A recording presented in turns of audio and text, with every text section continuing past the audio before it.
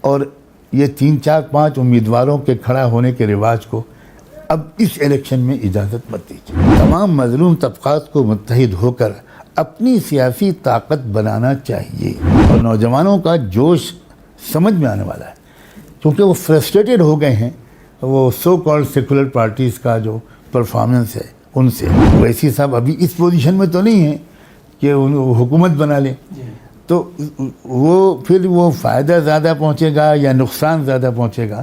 میں سمجھتا ہوں اس بات کو میں اپنی زبان سے کھول کر کہوں، اس کی کوئی ضرورت نہیں ہے۔ بی جے پی کی آنے کی ساری ذمہ داری اویسی صاحب پر ہے، یہ تو بالکل بکواس ہے، یہ تو بالکل لغو بات ہے۔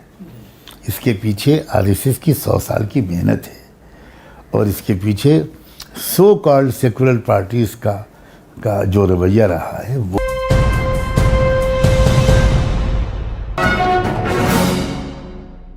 2022 میں سب سے بڑا راجیہ اتر پردیش ہے، اور اتر پردیش میں مسلمانوں کی آبادی بھی 18% کے قریب ہے، اور تمام ہی پارٹیاں سیکولر پارٹیاں مسلمانوں کو سادھنے میں لگی ہوئی ہیں۔ لیکن دیکھنے میں یہ آ رہا ہے کہ اگر کہیں لنچنگ ہوتی ہے، کوئی معاملہ ہوتا ہے، تو سیکولر پارٹیاں پوری طرح سے خاموش ہیں۔ اگر اسی طرح کی گھٹنا کسی دلت کے ساتھ ہوتی ہے تو آپس میں ہوڑ لگ جاتی ہے، کس طرح سے اس کے گھر پر پہنچا جائے، معاوضہ دیا جائے۔ لیکن مسلمانوں کے معاملے میں چاہے پولیس کے ذریعے انکاؤنٹر کی بات ہو، ابھی کئی معاملے سامنے آئے حالیہ دنوں میں، تو ایسے میں کیا کہنا چاہیں گے، کس طرح سے سب سے بڑی طاقت مسلمانوں کے پاس ووٹ کی ہے، اور جب الیکشن آتا ہے تو جہاں مسلم پاپولیٹڈ علاقے ہیں وہاں پر 4-5 مسلمان کھڑے ہو جاتے ہیں اور اس کے بعد بی جے پی جیت جاتی ہے؟ سب سے پہلے تو میں مسلم کمیونٹی سے یہ اپیل کروں گا، خدا کے واسطے، اللہ کے واسطے اپنے مستقبل کو سوچئے، اور یہ 3-4-5 امیدواروں کے کھڑا ہونے کے رواج کو اب اس الیکشن میں اجازت مت دیجیے۔ یہ خودکشی ہوگی، اس میں کوئی شک نہیں ہے۔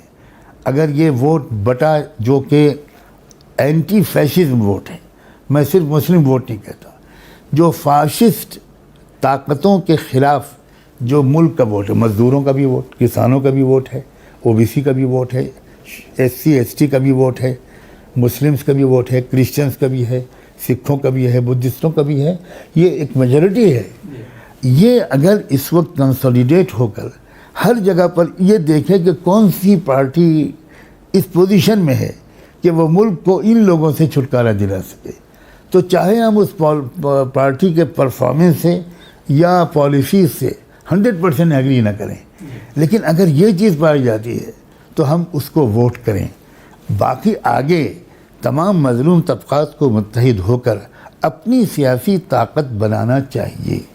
یہ تو اب بالکل لازم ہے، یہ کام بہت پہلے ہونا چاہیے تھا، لیکن تمام مظلوم طبقات کو متحد ہو کر اپنی ایک سیاسی طاقت بنانی چاہیے، مگر اس الیکشن میں اس کا ابھی رسک نہیں لیا جا سکتا۔ اسدالدین اویسی صاحب جو وہاں پر جا رہے ہیں تو اس کو کس طرح سے دیکھتے ہیں؟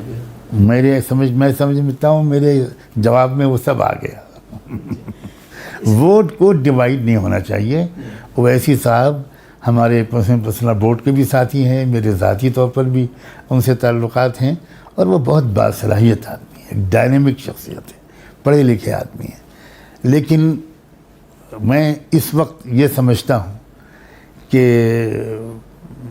مسلمانوں کی ہزار جذباتیت ہو نوجوانوں کی، اور نوجوانوں کا جوش سمجھ میں آنے والا ہے، کیونکہ وہ فرسٹریٹڈ ہو گئے ہیں وہ سو کالڈ سیکولر پارٹیز کا جو پرفارمنس ہے ان سے۔ لیکن اس وقت غصے کا وقت نہیں ہے، اس وقت عقل مندی کا وقت ہے، کیونکہ اس وقت اگر ہمارے ووٹ ڈیوائیڈ ہوئے تو ظاہر ہے کہ اویسی صاحب ابھی اس پوزیشن میں تو نہیں ہیں کہ حکومت بنا لیں، تو وہ فائدہ زیادہ پہنچے گا یا نقصان زیادہ پہنچے گا؟ میں سمجھتا ہوں اس بات کو میں اپنی زبان سے کھول کر کہوں، اس کی کوئی ضرورت نہیں ہے، ہر شخص سمجھ سکتا ہے۔ ایک بات وہ تمام پروگرامز میں کہہ رہے ہیں کہ جس طرح سے میرے اوپر یہ الزام لگایا جاتا ہے کہ میرے آنے سے بی جے پی نکل جائے گی۔ 2014 میں اتر پردیش میں نہیں تھا، 2017 میں نہیں تھا ودھان سبھا میں، اور ابھی 2019 لوک سبھا میں بھی نہیں تھا، پھر بھی بی جے پی آئی۔ میں اس وقت اس موضوع پر زیادہ بات نہیں کرنا چاہتا۔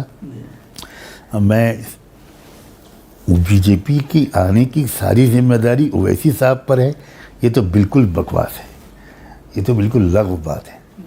اس کے پیچھے RSS کی 100 سال کی محنت ہے، اور اس کے پیچھے سو کالڈ سیکولر پارٹیز کا جو رویہ رہا ہے وہ ہے۔ اویسی صاحب کی وجہ سے BJP آئی، یہ تو کوئی بالکل ہی بے خبر آدمی کہہ سکتا ہے۔ اتنا میں ضرور کہہ سکتا ہوں کہ اس الیکشن میں، آنے والے UP کے الیکشن میں بہت ہی سوچ سمجھ کر ووٹ ڈالنا پڑے گا کہ ہم کو دل کی بھڑاس نکالنی ہے یا ایک بڑے خطرے کو فی الحال ٹالنا ہے۔ اچھا، ٹل جانے کے بعد سو نہیں جانا۔ مان لیجئے BJP کو UP الیکشن میں کامیابی نہیں ملی اور کوئی ایسی پارٹی جو اپنے کو سیکولر کہتی ہے وہ اس کی حکومت آ گئی، تو ہماری مصیبت یہ ہوتی ہے کہ ہم سمجھتے ہیں کہ بس ہم نے اپنا گول اچیو کر لیا، اب ہم 5 سال کے بعد جب اگلا الیکشن آئے گا تب جاگتے ہیں۔ یہ نہیں ہونا چاہیے۔ ہم کو رزلٹ آنے کے اس شام ہی سے ہم کو اگلی اسٹریٹجی بنانی چاہیے اگلے الیکشن تک کی، تو جو سماجی محنت کرنی پڑتی ہے سوشل ڈیموکریسی کے قائم کرنے کے لیے۔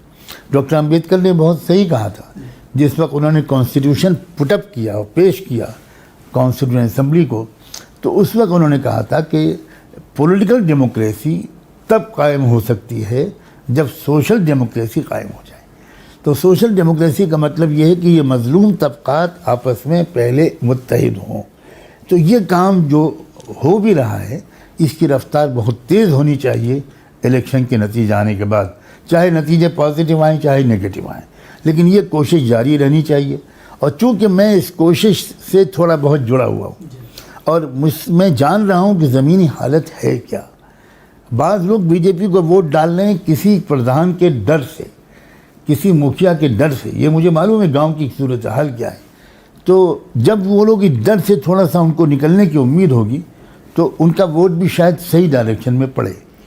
تو اس کے لیے کس طرح سے گراؤنڈ پر کام ہونا چاہیے؟ کیا علماء اکرام کو بھی لوکل علاقے میں اس طرح کی کچھ مہم چلانی چاہیے کہ کس طرح سے آپ کو ووٹ؟ دیکھیے، جو لوگ اوپینین میکرز ہیں، جو پبلک کی رائے بنا سکتے ہیں، چاہے 100 آدمیوں کی، چاہے 200 آدمیوں کی، چاہے جمعے کی نمازیوں کی، ان علماء کو بہت محتاط زبان میں وہ یقیناً لوگوں کو رہنمائی دینی چاہیے۔ وہ اس طرح کی زبان تو نہ بولیں جیسی سیاسی پارٹیاں بولتی ہیں، ورنہ مسجد کے اندر اختلاف پیدا ہو جائے گا۔ لیکن ان کو عوام کو ایجوکیٹ ضرور کرنا پڑے گا۔ یہ غلطی ہوئی ہے، لیکن کہا جاتا ممبر سے سیاست کی بات نہیں کرنی۔ اسی طرف میں نے اشارہ کیا ہے، جی، اسی طرف میں نے اشارہ کیا ہے۔ لیکن میرا خیال یہ ہے کہ حالات اتنے اس جگہ پہنچ گئے ہیں کہ اب پہلی جیسی بات شاید نہ رہے اور لوگ کچھ کہنے کی اجازت دے دیں۔ البتہ یہ ضرور ہے کہ ذرا محتاط زبان بولنی چاہیے، ایسے الفاظ بولنے چاہیے جس سے پیغام بھی پہنچ جائے اور ہم پر راجنیت کرنے کی کوئی الزام نہ لگ سکے۔